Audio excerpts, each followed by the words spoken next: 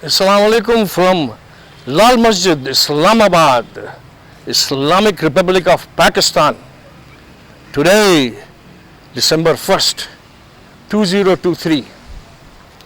And we have been graced and very kind with the Chief Imam, our brother, Mr. Abdul Aziz. Have been very kind to accept our invitation and discuss with us. मैं अब उर्दू में वही बात बोलूँगा. बड़ी मेहरबानी इमाम अब्दुल अजीज़ साहब लाल मस्जिद के मशहूर इमाम, इन्होंने बहुत ज़िंदगी में बंदूकें भी इनके सरों पे आई हैं, हमने देखा है, और बड़ी इन्होंने मोहब्बत से और इज़्ज़त से हमको अलाउ किया यहाँ हम बैठे हैं सब, और हम शुक्रिया अदा करना चाहते हैं. और इस वक्त उस शख्स का जो पाकिस्तान में इस वक्त इंचार्ज है, उसने भी हमें अलाउ किया है, जनरल आसिम मुनीर साहब ने. तो जनरल आसिम मुनीर साहब का भी शुक्रिया कि उन्होंने हमें अलाउ किया है ये बैठक के लिए. अस्सलाम वालेकुम अब्दुल अजीज़ साहब, शुक्रन जज़ीलन. ये उम्मा ब्रॉडकास्टिंग हमारी मीडिया कंपनी अमेरिका में भी है और पाकिस्तान में भी हम ऑपरेट करते हैं. तो पहला आइटम जो डिस्कशन का है वो ये है कि मुसलमानों का कत्लेआम हो रहा है दुनिया में. कश्मीर में हो रहा था, चाइना में हो रहा था, बर्मा में हो रहा था, अफगानिस्तान में भी हुआ है, और हमारे अमेरिका की गवर्नमेंट ने किया अफगानिस्तान में. हम कहते हैं, ऑन द रिकॉर्ड कहते हैं ये. और फ़लस्तीन में हो रहा है मुसलमानों का कत्लेआम, बुचरिंग. और फ़लस्तीन में ऑब्वियसली ज्यू कर रहे हैं, यहूदी. Let us put the facts in the truth. और यहूदियों के साथ इंडिया का आरएसएस टेररिस्ट मोदी, हम रैकेट पे हैं कहने के लिए उसको, वो उनके साथ है. और उनके साथ 4-5 जो मिस्टर पोप्स हैं, एक वेटिकन का पोप है, एक कॉप्टिक्स का है इजिप्ट में, वो भी साथ है. लेकिन अफसोस ये है कि दुनिया में जो फिल्थी रिच वेल्थी मुसलमान है, ये सब जो यहाँ हैं, ये तो वर्किंग क्लास मुसलमान है, आप और हम भी. जो फिल्थी रिच मुसलमान है पाकिस्तान में और अमेरिका में, कनाडा में, यूरोप में, वो बजाय इस मामले को सीरियसली लेने के और political, public, media, legal action लेने के, वो सिर्फ एक ही बात सिखाते हैं, सल्ला करो, हज को चले जाओ, उम्रा करो. भाई मुझे ये बताओ मौलाना साहब, हज़रत उमर और हज़रत अली ये करते आज की सिचुएशन में? ये है आपसे सवाल हमारा पहला. नहमदुहु व नुसल्ली अला रसूलिहिल करीम. आपने माशाल्लाह बहुत अच्छा सवाल किया है. देखिए, ये सारी मखलूक अल्लाह के अयाल और कुंबा है. हदीस में आता है अल खल्क़ु अयालुल्लाह. ये सारी जो मखलूक है अल्लाह तबारक व तआला ने बनाई है, सारे इंसान, दरिंदे, परिंदे, कीड़े मकोड़े. और अल्लाह ताला को वो इंसान पसंद है जो उसकी मखलूक के साथ अच्छा सलूक करता हो. इंसान तो बहुत आला चीज़ है, अल्लाह ताला को तो अपने जानवर भी पसंद है. हदीस में आता है कि एक औरत थी, उसने एक प्यासा कुत्ता देखा कि वो प्यास से मर रहा है, तो उसने अपनी चमड़े की जुराब निकाली और उसको अपने दुपट्टे से बांधा और लटकाया और कुएं से पानी पिलाकर उसे पानी निकाला और पिला दिया. तो अल्लाह ताला ने उसकी बख्शिश फरमा दी. तो अल्लाह ताला को पसंद है कि उसकी मखलूक के साथ अच्छा सलूक किया जाए, और जुल्म अल्लाह तबारक व तआला को पसंद नहीं है. आज अलमिया पूरी दुनिया का ये है, चाहे वो मुसलमान ममालिक हों या गैर मुस्लिम ममालिक हों, अक्सरियत का हाल ये है कि वहाँ जुल्म हो रहा है, वहाँ ज़ालिमाना निज़ाम मौजूद है. ख़ुद अगर हम मुसलमान ममालिक को देखेंगे, पाकिस्तान को देखें, सऊदी अरब को देखें, मिस्र को देखें, दुबई को देखें, तो इनके अंदर भी बड़े मजालिम हो रहे हैं.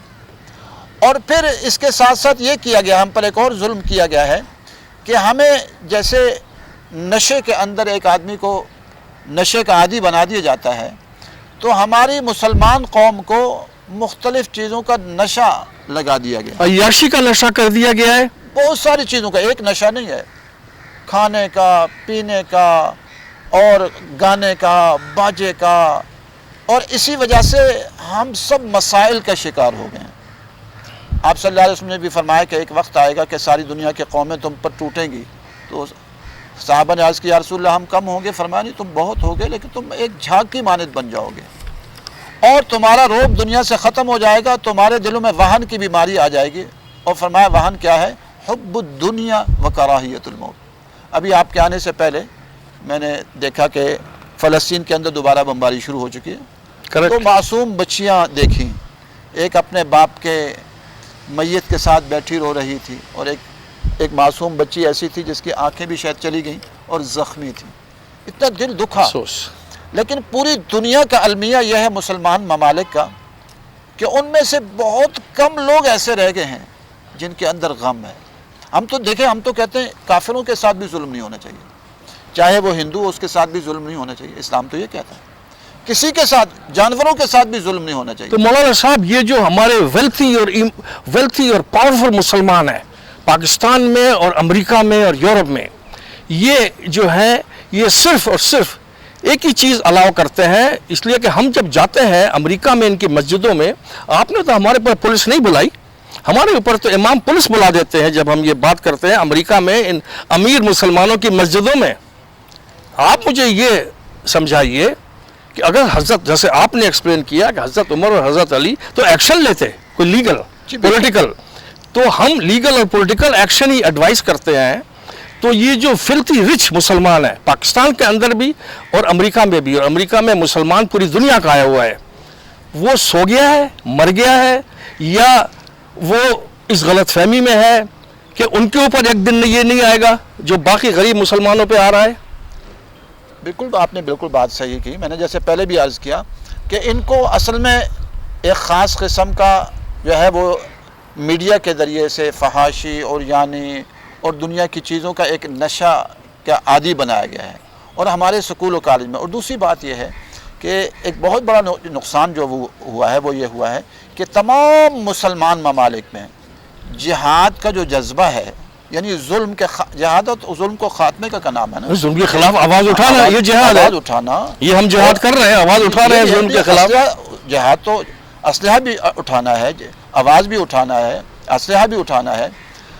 اس کو کریش کیا گیا ہے تمام مسلمان ممالک. اب سعودی عرب ہے، وہاں اسلحہ تو بہت دور کی بات ہے، وہاں پر کوئی بات بھی نہیں کر سکتا فلسطینیوں کے حق میں بات. کنٹینیو.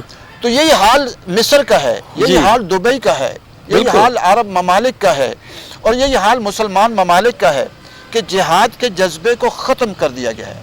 اور یہ جو پاکستان میں ہمارے ساتھ کیا ہے، جو جنرل پرویز مشرف کے دور میں شروع ہوا ہے، یہ ہمارے لیے خدا نہ خواستہ ہم پر کوئی بڑی آفت آ گئی تو یہ جو جہاد کا جذبہ ختم کیا گیا ہے، ہماری فوج نہیں لڑ سکے گی.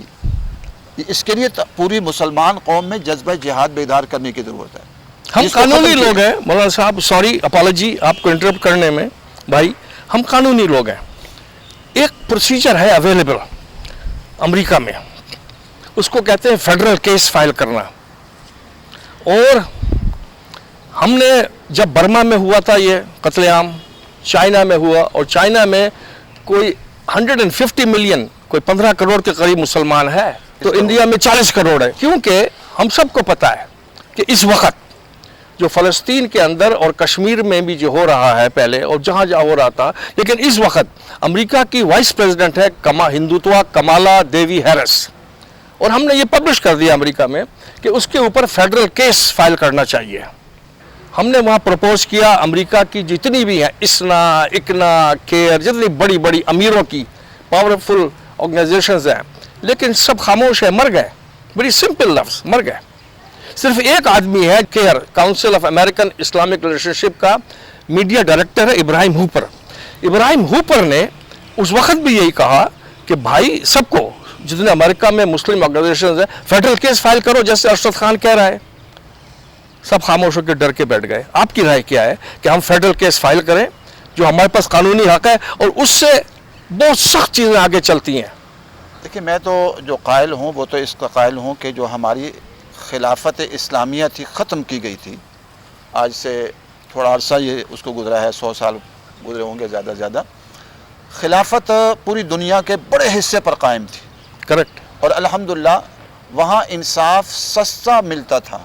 آج تو انصاف خریدنا پڑتا ہے اور بڑا مہنگا خریدنا پڑتا ہے. تمام امریکہ پوری دنیا میں یہی ہے. یہ جو برطانوی نظام آیا ہے وہاں آپ کو وکیل کرنے پڑتے ہیں. ہم ظلم کا خاتمہ چاہتے ہیں, چاہے وہ ظلم کسی کے ساتھ ہو, غیر مسلموں کے ساتھ ہو, اس کا بھی خاتمہ چاہتے ہیں. مسلمان اس وقت پوری دنیا کے مسلمان, پاکستان کے مسلمان ظلم و ستم کا شکار ہیں. یہاں انصاف نہیں مل رہا, یہاں چوریاں عام ہیں, یہاں ڈاکے عام ہیں, یہاں چھوٹے بڑے سارے چور, بڑے بڑے وڈیرے. بالکل صحیح کہہ رہے ہیں آپ مولانا عبدالعزیز صاحب. ذرا افریقہ کے مسلمانوں کی بھی بات کر لیں, ہم وہاں کی بھی بات کر لیں. اس لیے کہ افریقہ کی پاپولیشن ہے اپراکسیمیٹلی 1.3 بلین, یعنی 1300 ملین. اس میں سے 75-80% مسلمان ہے. اور افریقہ میں یہ جو کنٹریز ہیں جہاں یورپ کی اور اسرائیل کی اور انڈیا کے ٹروپس پڑے ہوئے ہیں, ایتھوپیا, چاڈ, برکینا فاسو, مالی, نائجر, اس میں دنیا کا سب سے زیادہ یورینیم ہے, کاپر ہے, نکل ہے, جو دنیا کے سب سے زیادہ پریشس منرلز ہیں, جس پہ پوری دنیا کی ملٹری چلتی ہے اور انڈسٹری چلتی ہے, وہ افریقہ میں ہے. اور سب مسلمان کنٹریز میں ہے وہ, اور ان کے اندر ٹرپس پڑے ہوئے ہیں فرانس کے, یورپ کے, اسرائیل کے, انڈیا کے اور چائنا کے بھی. تو قاری صاحب, ڈونٹ یو تھنک کہ OIC, organisation of Islamic countries, کس لیے ہے اگر آواز نہیں اٹھاتی ان ٹرپس کے خلاف؟ دیکھیے, یہ تو ساری جو ہمارے جو اوپر بیٹھے ہوئے ہیں حکمراں, یہ تو خود اس وقت جو بڑے جو ظالم ہیں پوری دنیا کے, ان کا ایجنٹ ہونے کا کردار ادا کر رہے ہیں. پاکستان میں بھی وسائل کی کمی نہیں ہے. پاکستان کے اندر آپ بہت سارے ڈیم بنا سکتے ہیں. پاکستان میں تیل کے بہت ہے, سب کچھ ہے, لیکن جو اوپر ہمارے بیٹھے ہوئے ہیں وہ اوپر والوں سے ملے ہوئے ہیں, اور یہاں نہ ڈیم بنانے دیتے ہیں, نہ بجلی بنانے دیتے ہیں. ایکسلنٹ قاری صاحب. اب آ جائیں کرپشن پہ.